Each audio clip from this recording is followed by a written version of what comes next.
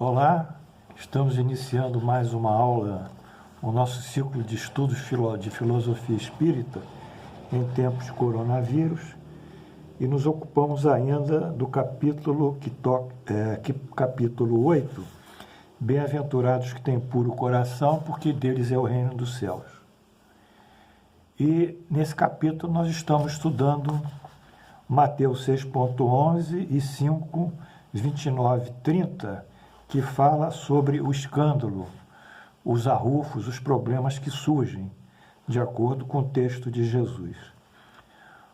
Antes disso, peço para vocês compartilharem os seus problemas, suas questões comigo, através do meu e-mail, A de Anita, D de dado, M de Maria, doutrinaespírita@gmail.com, e escreverem para receberem o sinal logo que o vídeo suba para o YouTube.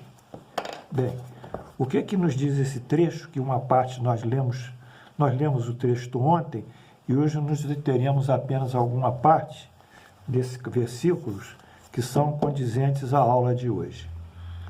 O que diz Jesus: ai do mundo por causa do escândalo, pois é necessário que venha o escândalo.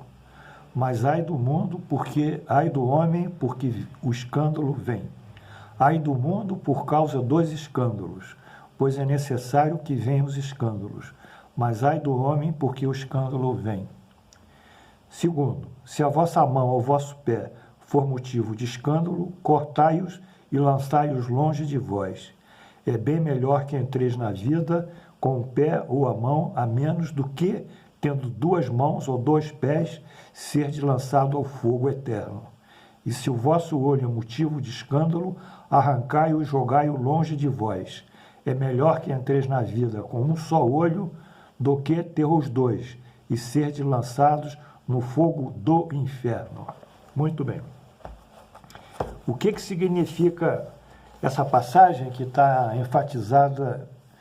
É necessário que venha o escândalo. Ontem nós tivemos o ensejo de mostrar que o escândalo ele tem duas conotações dentro desse texto, e mostrar também que a língua hebraica era muito pobre em vocábulos, e o vocábulos ele variava na sua semântica, na sua verdadeira significação, de acordo com o contexto. Portanto, colocando dentro do contexto que o Espiritismo propõe, o escândalo vai ser julgado pelos dois efeitos que ele tem.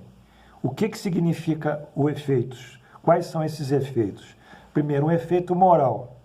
É quando o indivíduo ataca a moral do próximo, calunia ele, difama ele, é malevolente, é maledicente, enfim, ataca de uma forma má a moral do próximo, querendo abalá-lo, querendo desqualificá-lo.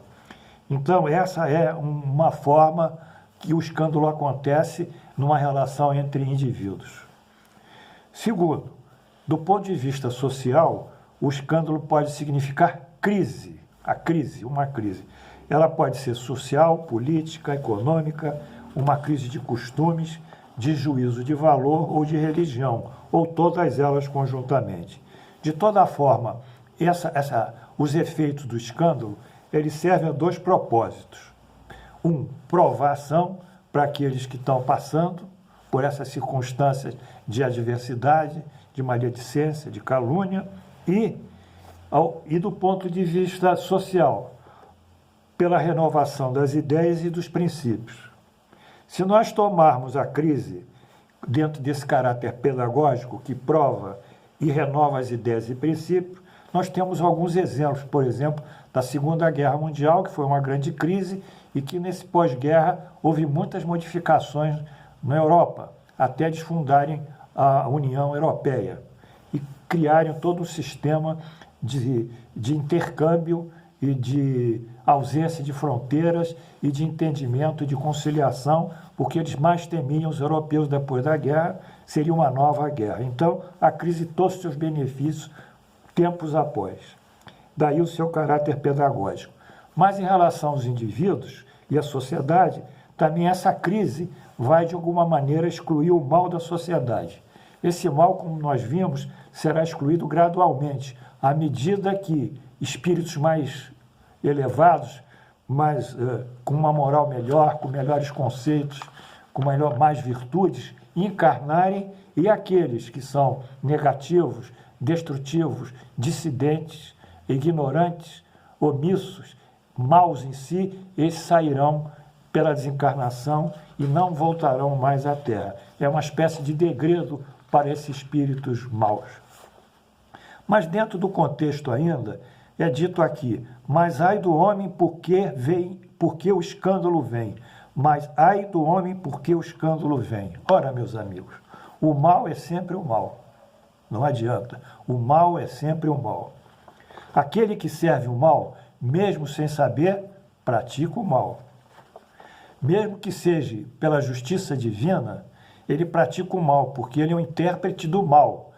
A lei da causa e efeito trouxe, pelo seu efeito, a existência e a provocação do mal. Esse que foi o instrumento é o mal. Ele pratica o mal, ele é sempre o mal. Por que ele praticou o mal? Pelo seu caráter, pelas suas tendências, pela sua ambição, pelo seu egoísmo, por toda uma série de viciações graves. Então, Hitler foi um instrumento do mal, praticou o mal, mas ele praticou o mal pela própria natureza dele, pela própria personalidade dele, que nós, como psiquiatras, definimos bem como uma personalidade paranoica e amoral. Enfim, é um caráter mais psicopático, um desvio de personalidade. Mas ele praticou o mal, por isso que ele foi identificar com o mal e gerou essa guerra. Então ele vai sofrer a punição. De toda forma, o mal existe e quem pratica o mal, é um instrumento do mal, vai ser punido. Segundo, uma frase forte: cortai a mão, o pé, arrancai o olho, se são motivos de escândalo. Isso é muito forte. Como é que eu vou cortar a minha mão? Como é que eu vou cortar meu pé? Como é que eu vou arrancar meu olho? Né? Isso é um absurdo, é uma alegoria. O que Jesus quer dizer é que cortar mão, pé e olho são figurações de vícios e de imperfeições da nossa natureza. Nós somos pessoas ainda falíveis, pessoas que erram, pessoas que às vezes julgam mal, pessoas que têm mais tendências, maus procederes. Então, nesse momento, nós temos que extirpar os nossos defeitos de caráter e os nossos vícios. Por isso que é melhor cortar todas essas coisas más que nos surgem. Enfim, continua ainda Jesus aqui. Vai ser lançado no fogo eterno.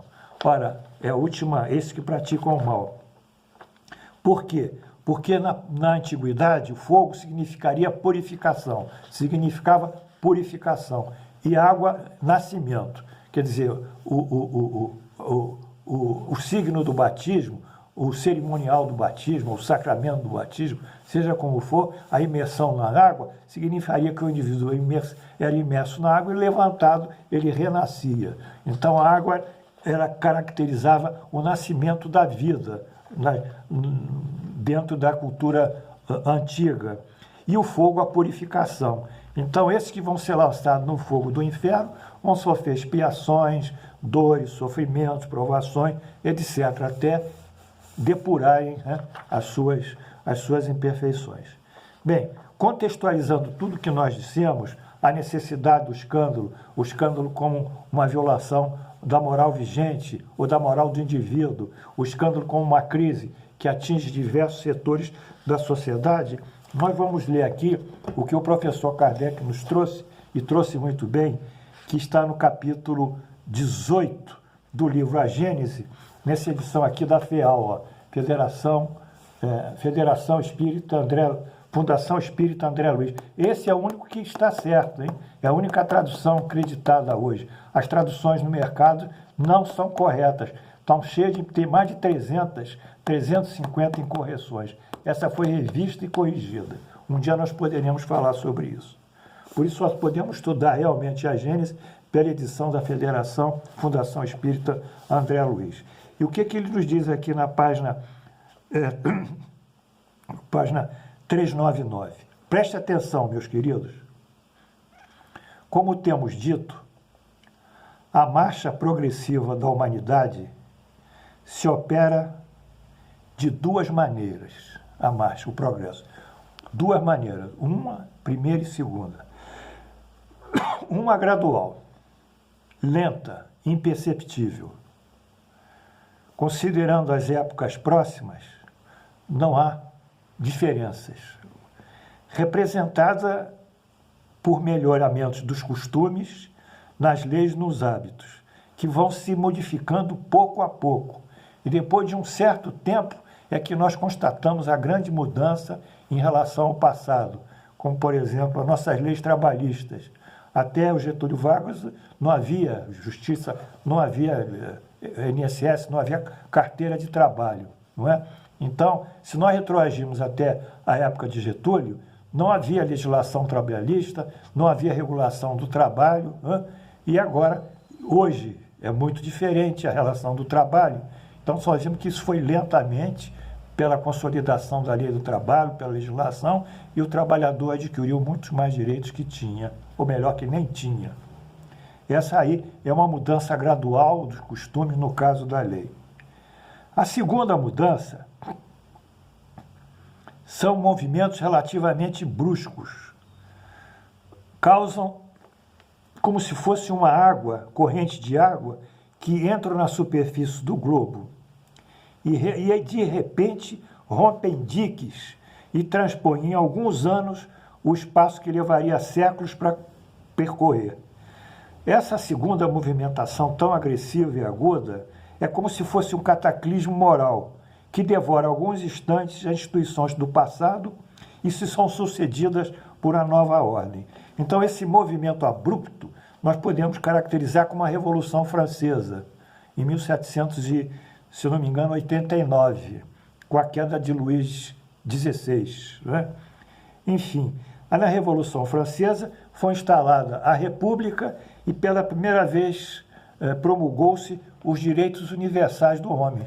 A primeira promulgação dos direitos universais do homem foi lá na Revolução Francesa. E essa revolução, pelo seu movimento de renovação, ela inspirou outras constituintes, como a dos Estados Unidos.